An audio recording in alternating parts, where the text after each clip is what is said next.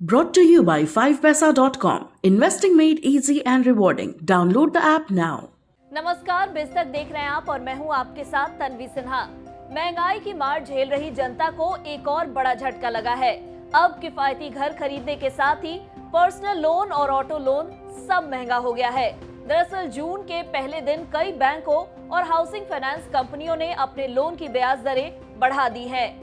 HDFC के मुताबिक उसके सभी तरह के होम लोन प्रोडक्ट पर रेपो रेट आधारित बेंचमार्क लेंडिंग रेट यानी रिटेल प्राइम लेंडिंग रेट में 5 बेसिस पॉइंट्स की बढ़ोतरी की गई है, जो 1 जून से प्रभावी हो गई है। दरअसल RPLR वह दर है जिस पर हाउसिंग फाइनेंस कंपनियां अपने सबसे अधिक क्रेडिट योग्य ग्राहकों को उधार देती है। ये वो बेंचमार्क है जिसके आधार पर लेंडर्स कस्टमर्स को लोन की कीमत देते हैं। यह हाउसिंग फाइनेंस कंपनियों के लिए फंड की औसत लागत से दिया गया है। HDFC के RPLR को 5 बेसिस पॉइंट बढ़ाने के बाद इससे नए और मौजूदा कर्जदारों के लिए EMI का बोझ बढ़ जाएगा। बता दें, HDFC ने पिछले 1 महीने में तीसरी बार अपने RPLR में बढ़ोतरी की है। मई में बैंक ने 2 बार में ब्याज दर में 35 BPS की बढ़ोतरी की थी। HDFC ने 1 मई को 5 बेसिस पॉइंट और 7 मई को 30 बेसिस पॉइंट की बढ़ोतरी की थी। इससे पहले HDFC ने इसी साल 9 अप्रैल को भी ब्याज दरों में 30 बेसिस पॉइंट्स यानी 0.30% का इजाफा किया था। ताजा बढ़ोतरी के बाद अब अगर किसी ग्राहक का क्रेडिट स्कोर 780 से अधिक है तो उसके लिए न्यूनतम ब्याज दर 7.05% होगी। पहले यह 7%। वहीं अगर आप इस चार्ट को देखें तो 30 लाख तक के लोन के लिए न्यूनतम ब्याज दर 7.15% होगा, जो पहले 7.10% थी। वहीं महिलाओं के लिए भी यह बढ़कर अब दर 7.05% से 7.10% हो गया है।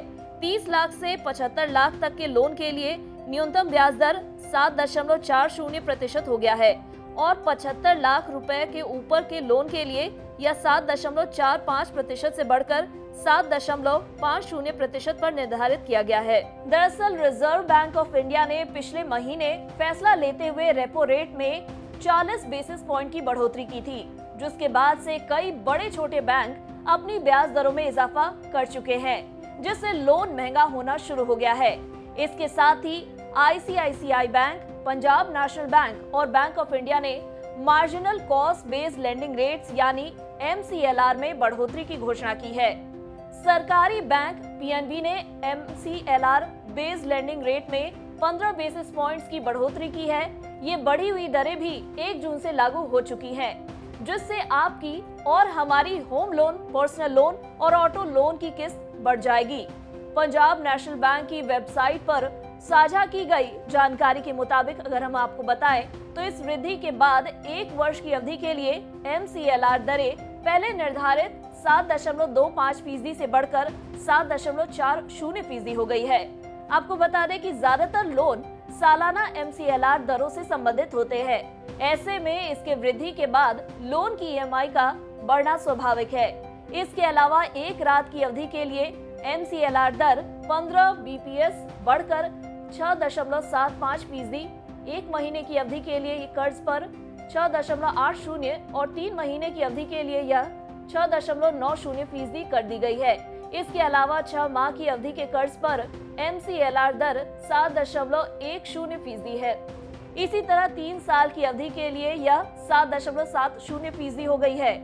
वहीं ICICI बैंक ने भी 1 जून से अपनी MCLR आधारित लेंडिंग रेट को रिवाइज कर दिया है। ICICI बैंक की आधिकारिक वेबसाइट के अनुसार 1 जून से इफेक्टिव MCLR को देखें तो 1 रात की अवधि और 1 महीने की अवधि के कर्ज के लिए MCLR दर बढ़कर 7.30%, वहीं 3 महीने की अवधि के लिए यह 7.35% कर दी गई है।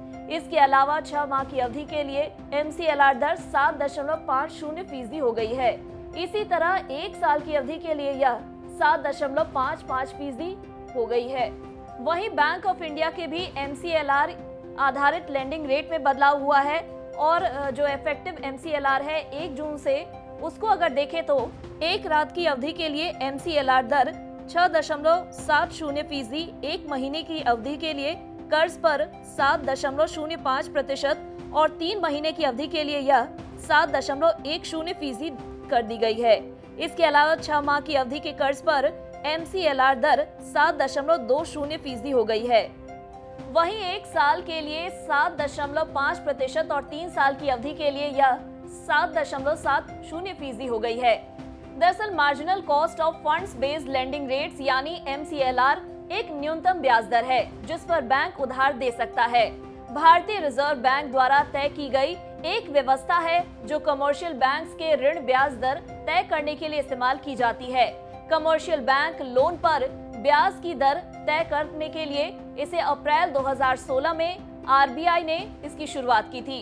अगर आपको हमारे इस वीडियो में दी गई जानकारी पसंद आई हो तो इसे लाइक और शेयर जरूर करें। साथ ही हमारे चैनल बिज़ तक को सब्सक्राइब करना ना भूलें। धन्यवाद।